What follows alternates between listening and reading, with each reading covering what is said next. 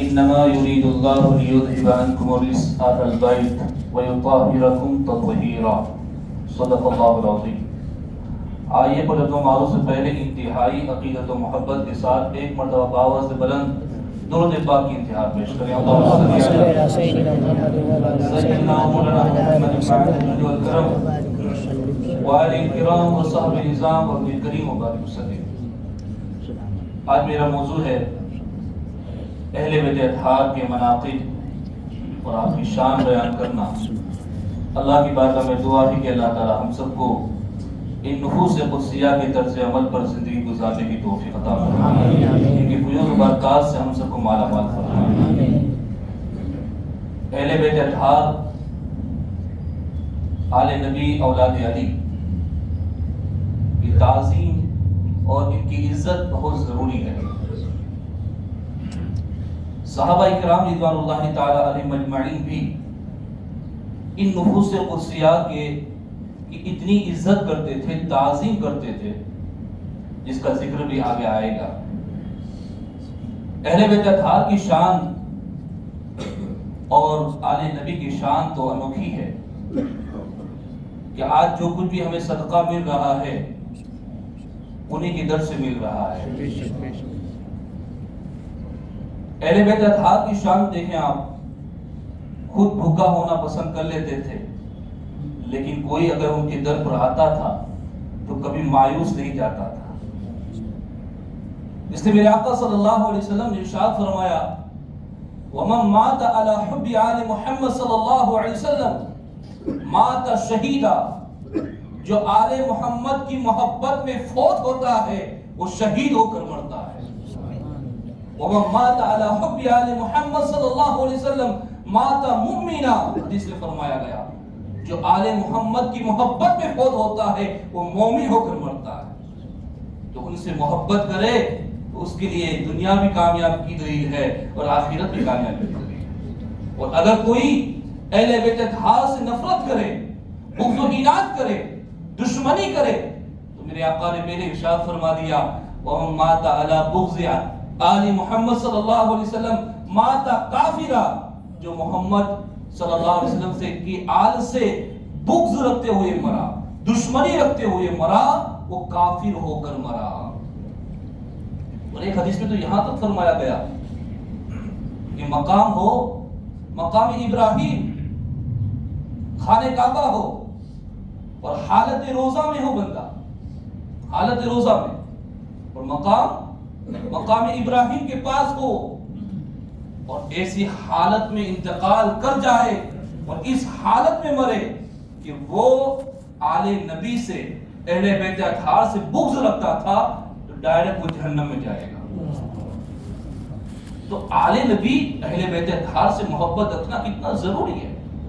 اس لیے میرے امام احمد رضا خان علیہ رحمۃ الرحمن نے فرمایا کہ اگر سید فاسق بھی ہو تو بھی اس کی تعظیم عزت ضروری ہے۔ جب تک وہ کفر کلام نہیں کر لیتا، کافر نہیں ہو جاتا، تب تک اس کی عزت ضروری ہے۔ اگر کافر ہو گیا تو بات کی بات ہے، اس کی عزت نہیں کی ہے، لیکن اگر وہ فاسق بھی ہے، یعنی اس کی داڑھی نہیں ہے، وہ نماز نہیں پڑھ رہا مگر مومن ہے، تو اس کی عزت کرنا ضروری ہے۔ کیوں کہا گیا؟ اس لیے کہ اس کی رگوں میں، اس کے خون کے اندر جو خون ہے وہ اہل بیت اطہار کا ہے، اس کے رگوں کے اندر جو خون ہے وہ حضرت علی مولا کائنات کا ہے، اس کی رگوں میں جو خون ہے وہ آل نبی کا ہے۔ ان کی وجہ سے اور اس نسب کی وجہ سے ان کی عزت کو ضروری قرار دیا گیا۔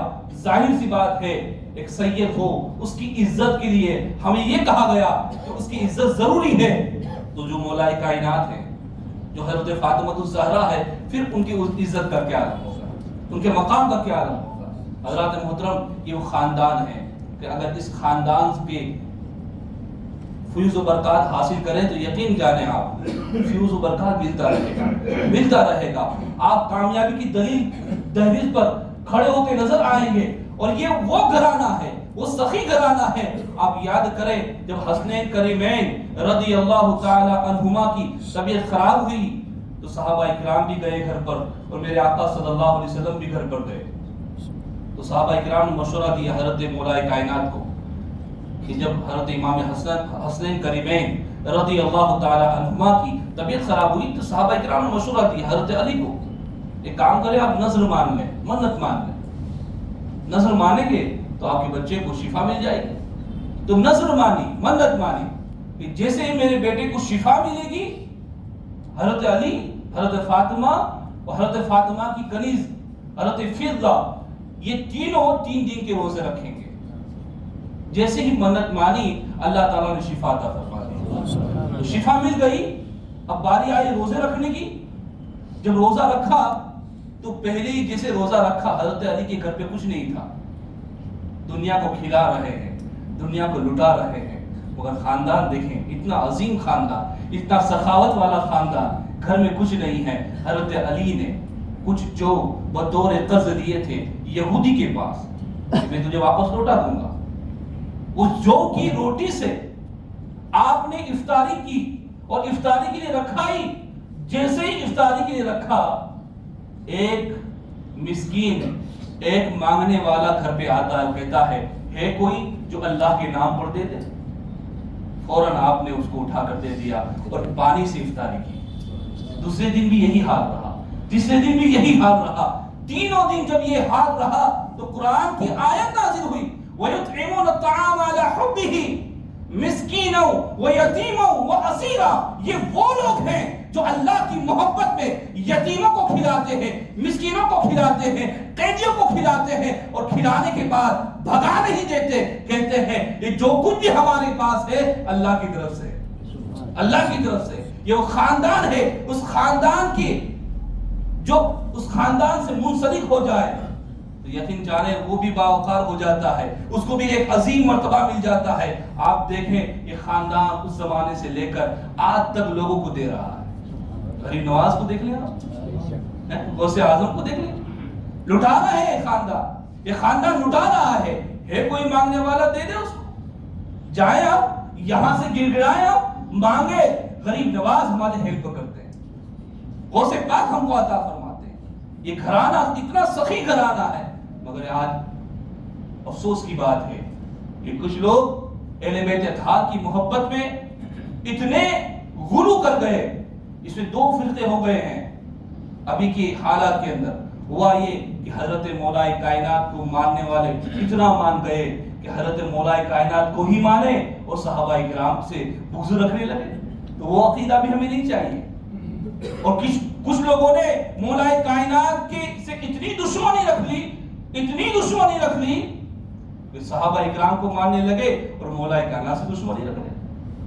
تو اہل سنت والجماعت وہ ہے کہ دشمنی نہیں سکھاتا، اہل بیت اطہار کی بھی محبت سکھاتا ہے، پنجتن پاک کی بھی محبت سکھاتا ہے، اہل بیت اطہار آل نبی اولاد علی کی بھی محبت سکھاتا ہے، اور صحابہ اکرام کی بھی محبت سکھاتا ہے۔ صحابہ اکرام کی محبت دل میں بٹھائے۔ صحابہ وہ صحابہ تھے، وہ خود صحابہ اکرام بھی حضرت مولا کائنات سے اور اہل بیت اطہار سے اتنی محبت کرتے تھے، جب شہر مدین فتح ہوا تھا اس زمانے کے اندر مسجد نبوی کے اندر مال غنیمت رکھا گیا تھا، سب لوگ آتے گئے، مال غنیمت حضرت فاروق اعظم بانٹتے گئے۔ حضرت امام حسن بھی آئے، کہا میرا حصہ دے دیں۔ امیر المؤمنین فاروق اعظم کے زمانے میں حضرت فاروق اعظم کے پاس مسجد نبوی کے اندر آئے کہ جو حق مقرر کیا ہے آپ پر، ہمارا بھی حصہ دے دیں۔ 1000 درہم فاروق اعظم نے دیا آپ کو، کتنا؟ 1000۔ حضرت امام حسن آئے 1000 دیا، امام حسین آئے 1000 ملا، لیکن فاروق اعظم کے جو لڑکے تھے عبداللہ، وہ آئے تو 500 ہی ملا، 500 درہم بس۔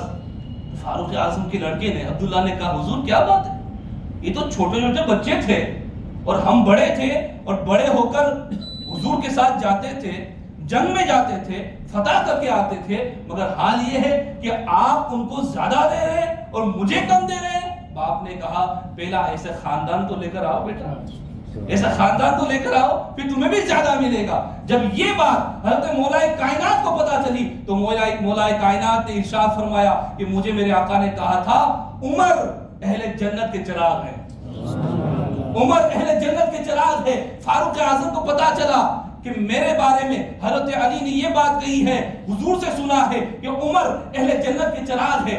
آپ کچھ لوگوں کو لے کر حضرت مولا کائنات کے پاس گئے اور کہا کہ میں نے سنا ہے کہ آپ نے یہ کہا ہے عمر اہل جنت کے چراغ ہے۔ حضرت مولا کائنات نے کہا ہاں میں نے کہا ہے، اس لیے کہ میں نے میرے آقا سے سنا ہے عمر اہل جنت کے چراغ ہے۔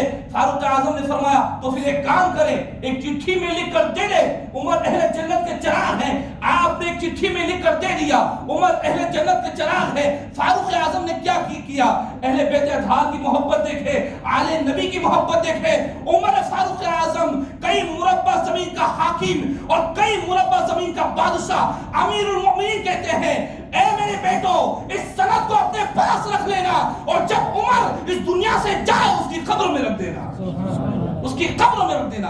اتنی محبت اہل بیت اطہار سے کر رہے ہیں کہ ان کی سند کو یہ آخرت کی سند قرار دیا گیا۔